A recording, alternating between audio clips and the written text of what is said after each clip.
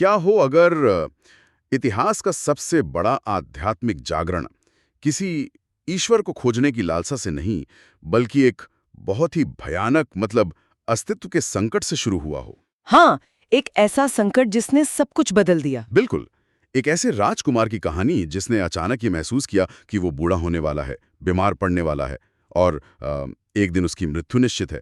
इस एक विचार ने सदियों से चली आ रही मान्यताओं को पूरी तरह से झकझोर कर रख दिया। और पता है, ये एक ऐसा विचार है जो मानव चेतना के विकास को एकदम नई दिशा में ले जाता है। जब हम आज के ऐतिहासिक दस्तावेजों, पौराणिक आख्यानों और दार्शनिक ग्रंथों का समग्र अध्ययन करते हैं, तो ये साफ हो जाता है कि ये सिर्फ एक व्यक्ति के ज्ञान प्राप्ति की घटना नहीं थी। हाँ, ये तो एक पूरी वैचारिक क्रांति थी। बिल्कुल, एक ऐसी क्रांति जिसने पूरे महाद्वीप के मनोविज्ञान, समाजशास्त्र और यहाँ तक कि बाद के धार्मिक ढांचों को हमेशा के लिए बदल कर रख दिया।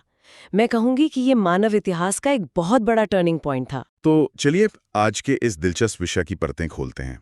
आज का हमारा ये विस्तृत विश्लेषण उस बुनियादी कहानी से कहीं आगे जाएगा जो अमूमन हमें बचपन की किताबों में पढ़ाई जाती है। सही कहा। हमारा मिशन आज ये समझना है कि कैसे एक इंसान की व्यक्तिगत बेचैनी ने दुनिया को देखने का नजरिया बदला, कैसे उनका दर्शन गहरी मनोवैज्ञानिक चिकित्सा बन गया, और सबसे दिलचस्प बात, विष्णु के 9वें अवतार वाली बात है ना? बिल्कुल, कि कैसे सदियों बाद उनका ये विद्रोही जीवन भगवान विष्णु के 9वें अवतार के रूप में एक विशाल पौराणिक ढांचे में समाहित कर लिया गया। और इस पूरी यात्रा में जो सबसे महत्वपूर्ण पहलू है ना, वो है क्यों और कैसे। हम केवल ये नहीं देखेंगे कि क्या घटनाएं घटी, बल्कि उन घटनाओं के पीछे काम कर रहे मानव मन के तंत्र का विश्लेषण करेंगे।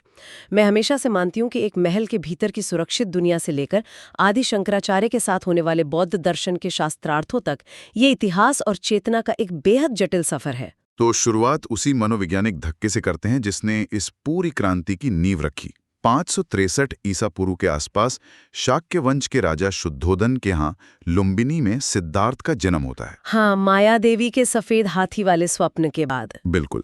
और महर्षि असित की वो प्रसिद्ध भविष्यवाणी तो इतिहास के पन्नों में दर्ज है ही कि ये बालक या तो चक्रवर्ती सम्राट बनेगा या फिर एक महान सन्यासी।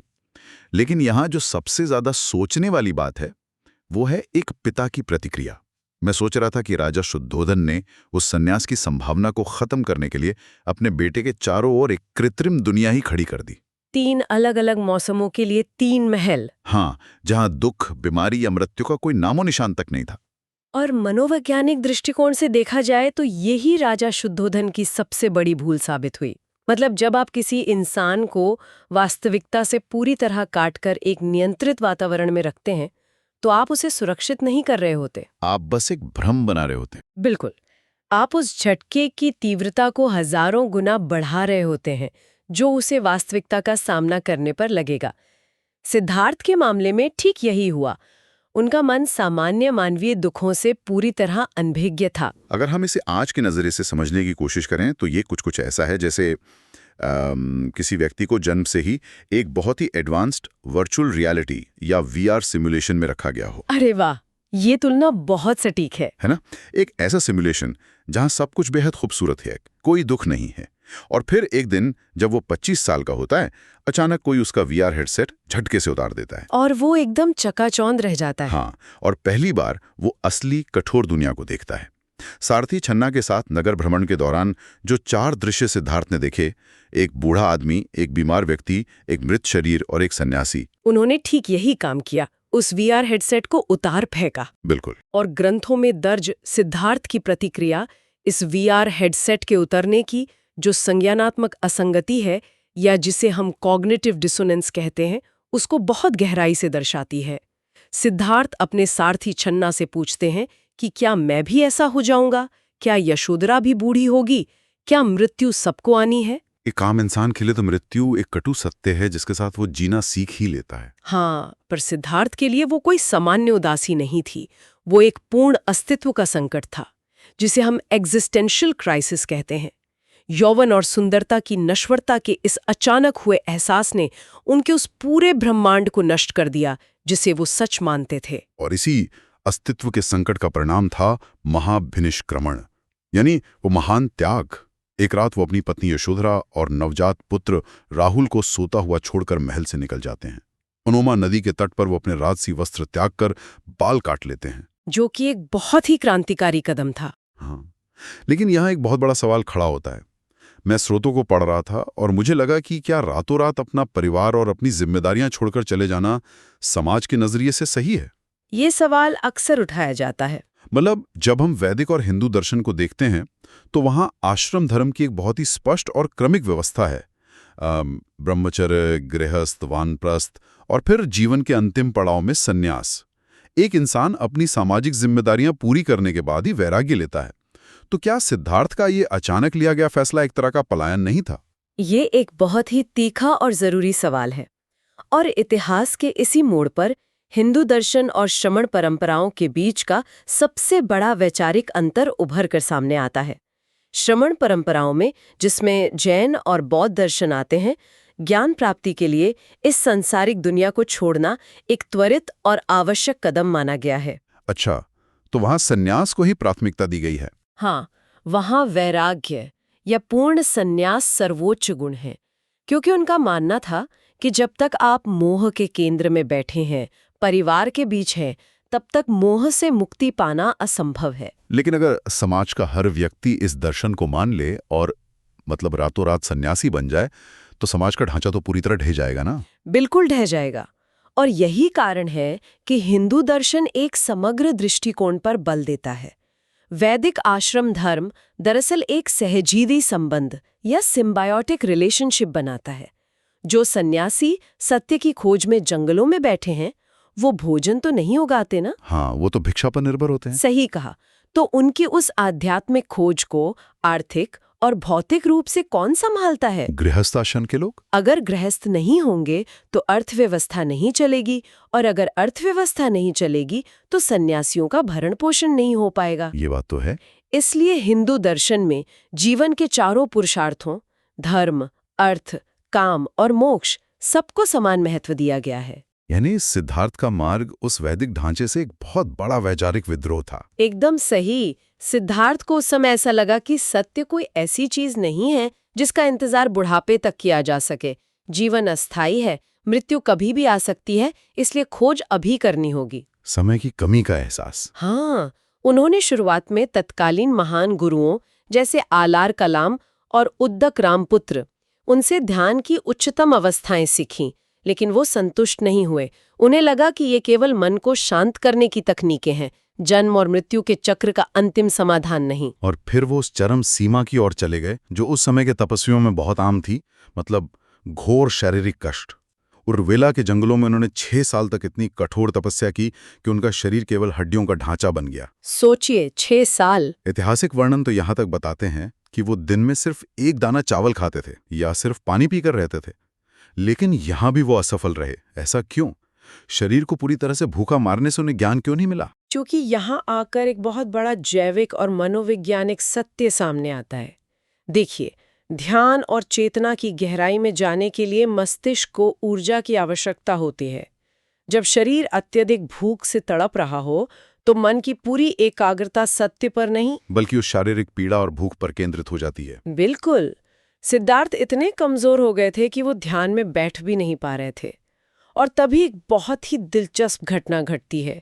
ग्रंथों के अनुसार उन्हें अपने बचपन की एक स्मृति याद आती है, जब वो एक उत्सव के दौरान पेड़ के नीचे स्वाभाविक रूप से ध्यानमग्न हो गए थे, बिना किसी शारीरिक कष्ट के। हाँ, बिना किसी कष्ट के, पूरी तरह शांत। और ठीक उसी समय सुजाता नाम की एक युवती उन्हें खीर अर्पित करती है, जिसे वो ग्रहण कर लेते हैं। ये केवल एक भोजन का हिस्सा नहीं था। मुझे लगता है कि ये दर्शन के स्तर पर एक बहुत बड़ा बदलाव था। बहुत बड़ा बदलाव था, क्योंकि जैसे ही उन्होंने खीर खाई, उनके 5 साथी साधक ये सोचकर उन्हें छोड़कर चले गए कि सिद्धार्थ अब पथ भ्रष्ट हो गए हैं। उन्हें लगा कि इन्होंने तपस्या भंग कर दी है। हाँ, उन 5 साथियों का जाना इस बात का प्रतीक है कि तत्कालीन समाज अत्यधिक तपस्या को ही सत्य का मार्ग मानता था। लेकिन सिद्धार्थ ने एक बहुत बड़ा वैज्ञानिक सत्य खोज लिया था। वो वीणा के तारों वाला उदाहरण है ना? बिल्कुल। वीणा के तारों को इतना ढीला मत छोड़ो कि संगीत ना निकले, जैसे राजमहल का जीवन था, और इतना भी मत कसो कि वो टूट जाएं, जैसी वो 6 साल की तपस्या थी।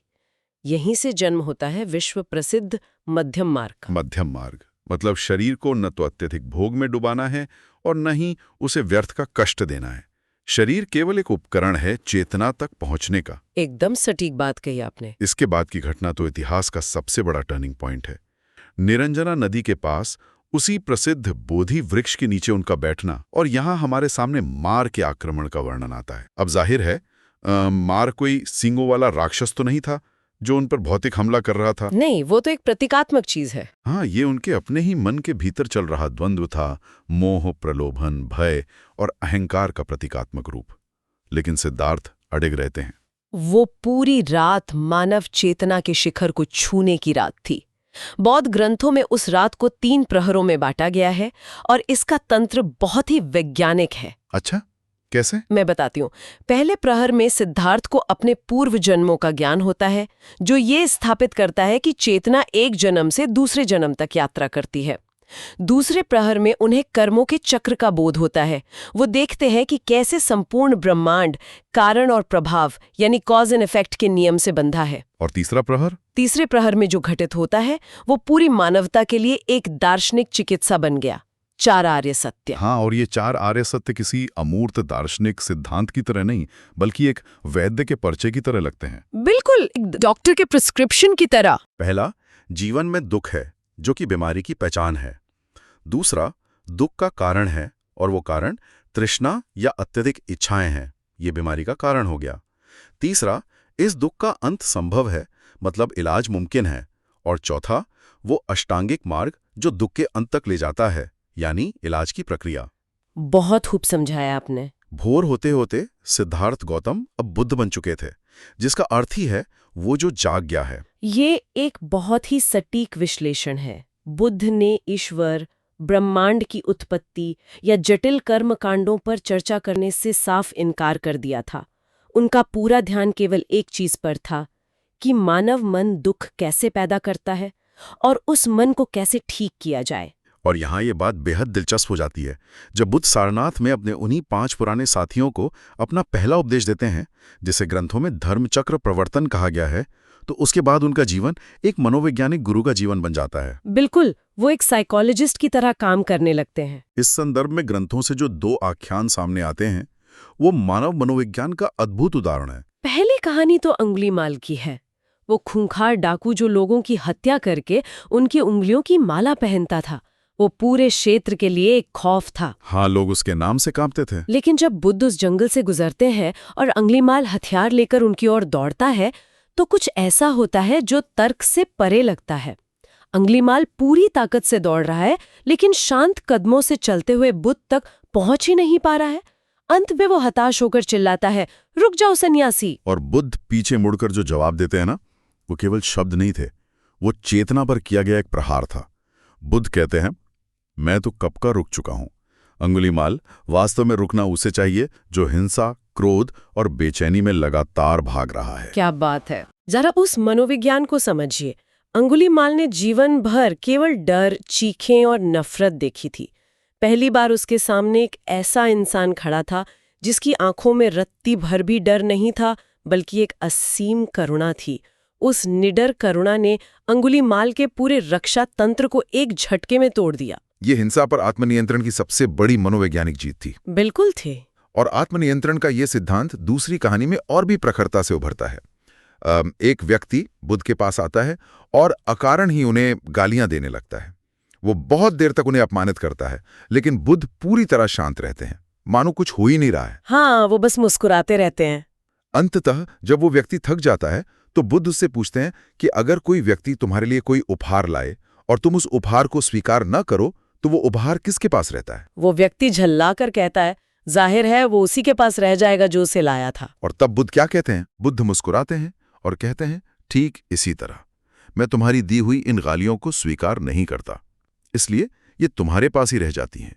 देखिए, अगर आप इसे आज के संदर्भ में देखें तो ये मानसिक स्वास्थ्य और एंगर मैनेजमेंट का सबसे अचूक टूल है। अपमान को स्वीकार न करना। बुद्ध ये समझा रहे थे कि किसी और के शब्दों में ये ताकत नहीं होनी चाहिए कि वो आपके मन की शांति को भंग कर सकें। हाँ, आपकी मानसिक स्थिति का रिमोट कंट्रोल आपके अपने हाथ में होना चाहिए। बिल्कुल। दुख का कारण हमारे अंदर है, तो समाधान भी हमारे ही अंदर खोजना होगा। लेकिन इतिहास की धारा कभी सीधी नहीं बहती। अब हम इस चर्चा के उस हिस्से पर आते हैं जिसके लिए हमारे स्रोतों में बहुत से विरोधाभासी तथ्य मौजूद हैं। हम यहाँ स्पष्ट कर दें कि हम किसी विचारधारा या पक्ष का समर्थन नहीं कर रहे हैं, बल्कि केवल उन ऐतिहासिक और पौराणिक ग्रंथों की जानकारी दे रहे हैं जो हमारे सामने हैं। बिल्कुल, निष्पक्ष होकर इन ग्रंथों को समझना बहुत जरूरी है। तो एक दर्शन जो वैदिक कर्मकांडों और वर्ण व्यवस्था के बिल्कुल विपरीत खड़ा था, वो धीरे धीरे भारत की इसी विशाल पौराणिक परंपरा के साथ कैसे जुड़ गया, ये देखना सच में हैरान करने वाला है। ऐतिहासिक और पौराणिक ग्रंथों का जो संकलन हमारे सामने है, वो एक बहुत ही जटिल कहानी बयां करता है। हाँ, दशावतार वाली बात। हाँ, हम देखते हैं कि भगवान विष्णु के 10 अवतारों की सूची, जिसे दशावतार कहा जाता है, उसमें मत्स्य, कूर्म, वराह, नृसिंह, वामन, राम, कृष्ण और परशुराम के बाद 9वें अवतार के रूप में गौतम बुद्ध को स्थापित कर दिया गया। ये भारतीय उपमहाद्वीप के इतिहास की सबसे बड़ी वैचारिक घटनाओं में से एक है। ये समझना बहुत जरूरी है कि ये सब रातों रात नहीं हुआ। सदियों तक वैदिक परंपरा और बौद्ध दर्शन के बीच एक बहुत गहरा बौद्धिक संघर्ष या कहें फ्रिक्शन चला। क्या ये वही दौर था जब आदि शंकराचार्य जैसे विद्वान पूरे भारत में शास्त्रार्थ कर रहे थे? बिल्कुल। आदि शंकराचार्य और अन्य अद्वैत वेदांत के आचार्यों ने बौद्ध विद्वानों के साथ बहुत लंबे और जटिल शास्त्रार्थ किए। और शास्त्रार्थ कोई सामान्य बहस नहीं होती, मैं बता रहा हूँ। ये तर्क, प्रमाण और दर्शन के आधार पर सत्य की खोज की एक बहुत ही व्यवस्थित प्रक्रिया थी। हाँ, एक इंटेलेक्चुअल डिबेट। सही कहा। वेदांत ने बौद्ध दर्शन के शून्यवाद और अनात्मवाद यानी आत्मा के न होने का सिद्धांत, उसका तार्किक खंडन किया और उपनिषदों के ज्ञान को फिर से स्थापित किया। लेकिन इस पूरी प्रक्रिया की सबसे खूबसूरत बात यह थी कि उन्होंने बुद्ध के दर्शन को पूरी तरह से नष्ट या खारिज नहीं किया, बल्कि उसे खुद में समाहित कर लिया। यही भारतीय संस्कृति की असिमिलेशन या आत्मसातीकरण की ताकत है। जब बौद्ध धर्म भारत में कमजोर पड़ने लगा तो हिंदू पौराणिक ढांचे ने बुद्ध को विष्णु का अवतार मान लिया। इसके पीछे तर्क ये दिया गया कि जब कलयुग में हिंसा बढ़ गई और लोग वेदों का गलत अर्थ निकालकर अनावश्यक पशु बलि देने लगे, तो स्वयं विष्णु ने करुणा और अहिंसा का संदेश देने के लिए बुद्ध का रूप धारण किया। लेकिन जब दो अलग अलग धाराएं आपस में मिलती हैं तो कुछ विरोधाभास भी पैदा होते हैं। हमारे सामने मौजूद ग्रंथों में ही ये साफ झलकता है। ऐतिहासिक रूप से हम जानते हैं कि सिद्धार्थ का जन्म लुम्बिनी में हुआ और उनके पिता राजा शुद्धोधन थे।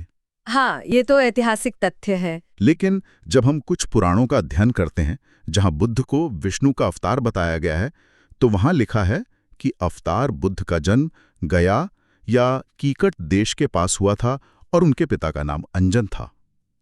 ये तो ऐतिहासिक तथ्यों से बिल्कुल अलग है। ये एक बहुत ही सामान्य पौराणिक प्रक्रिया है। जब एक नया विचार पुराने ढांचे में फिट किया जाता है तो उसे उस परंपरा की अपनी शब्दावली और भूगोल के अनुसार थोड़ा बदल दिया जाता है।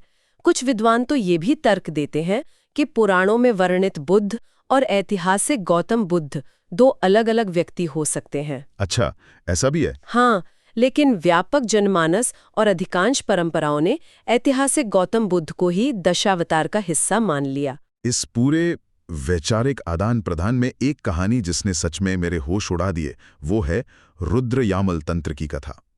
ये केवल बौद्ध और हिंदू दर्शन के मिलने की नहीं, बल्कि तंत्र विद्या के भी इसमें शामिल होने की कहानी है। ये कथा तो बहुत ही अद्भुत है। ये ग्रंथ बताता है कि वैदिक ऋषियों में सबसे श्रेष्ठ ब्रह्मर्षि वशिष्ठ असम के कामाख्या मंदिर के पास हजारों सालों तक देवी की घोर तपस्या करते हैं, लेकिन देवी प्रसन्न नहीं होती।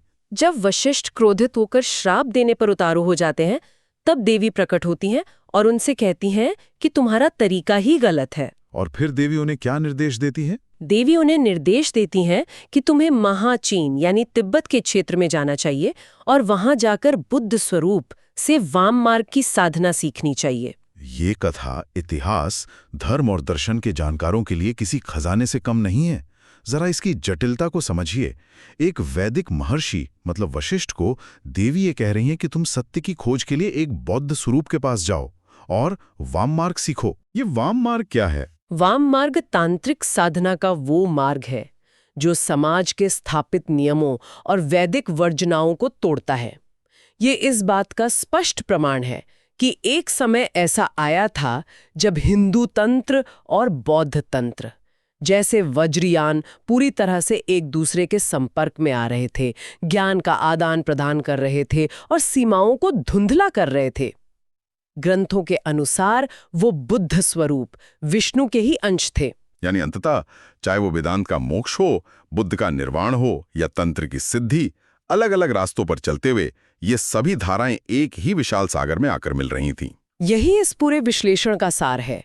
दर्शन चाहे जो भी हो, अंतिम लक्ष्य तो मानवीय पीड़ा से मुक्ति और चेतना का विस्तार ही रहा है। तो आज के इस लंबे और गहरे सफर को समेटते हैं। एक राजकुमार जिसे दुनिया की हर सुख सुविधा, हर ऐशो आराम हासिल था, उसकी एक व्यक्तिगत बेचैनी ने एक ऐसे जीवन दर्शन को जन्म दिया जिसने पूरी मानव जाति की सोचने का तरीका ही बदल दिया। बिल्कुल। खुश रहने के लिए क्या क्या खरीदना चाहिए? मायने इसलिए रखता है क्योंकि 2500 साल बाद भी इंसान का मूल मनोवैज्ञानिक स्वभाव बिल्कुल नहीं बदला है। हमारे सामने मौजूद स्रोत बार बार इसी बात पर जोर देते हैं कि दुखों का सबसे बड़ा कारण आज भी तृष्णा, यानी अत्यधिक इच्छाएं और बाहरी चीजों से मिलने वाली खुशी की लालसा है। हाँ, वो मृग तृष्णा। सही कहा। आज का इंसान एक नए किस्म के VR हेडसेट यानी अपने स्मार्टफोन और सोशल मीडिया में फंसा हुआ है, बाहरी दुनिया में शांति खोज रहा है, जबकि बुद्ध की शिक्षा हमें याद दिलाती है कि नियंत्रण का रिमोट हमारे भीतर होना चाहिए, बाहर नहीं। बिल्कुल।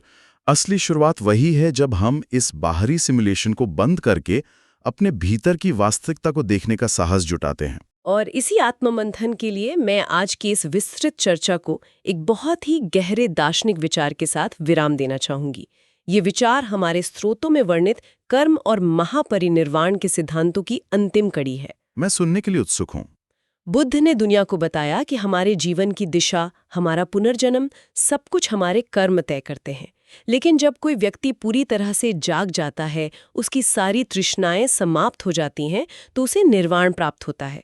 वो जीवन और मृत्यु के इस अंतहीन चक्र से हमेशा के लिए मुक्त हो जाता है। हाँ, ये तो हमने स्रोतों में देखा। लेकिन सोचने वाली बात यह है, निर्वाण का शाब्दिक अर्थ होता है बुझ जाना। तो जब एक व्यक्ति निर्वाण प्राप्त कर लेता है, तो उस व्यक्ति की वो चेतना, वो ऊर्जा, वो जीवन शक्ति आखिर जाती कहाँ है? मतलब जब एक जलते हुए दिए को फूंक मारकर बुझा दिया जाता है, तो उसकी लौ कहाँ जाती है? ये एक ऐसा विचार है जो ब्रह्मांड की अनंतता के बारे में किसी को भी गहराई से सोचने पर मजबूर कर दे।